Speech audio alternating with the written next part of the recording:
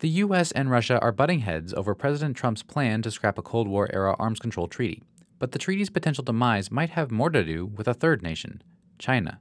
The Intermediate Range Nuclear Forces Treaty was signed in 1987 by the US and the Soviet Union. Thanks to the deal, the US and Russia can't field any ground-based missile systems that can strike targets between 310 to 3,400 miles away. China isn't bound by that treaty, and the country has been building up its intermediate-range missile capability, in part to ward off any U.S. incursions on what China views as its home turf.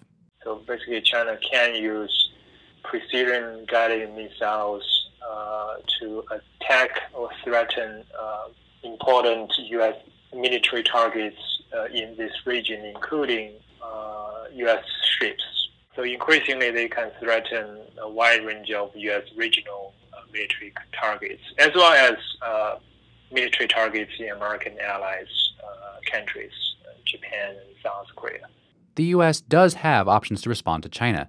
After all, the INF doesn't cover sea or air-based missile systems, but those platforms can often be more costly to field than a ground-based missile launcher of the sort prohibited by the INF. But even if the U.S. walks away from the treaty, it'll still need to find a safe place in the region to put its new missile systems.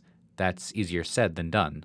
If the U.S. wants to deploy land-based missiles in allied territories such as Japan and Australia, it's not certain that these countries would welcome such deployment, because basically hosting these American missiles will make them potential targets of Chinese.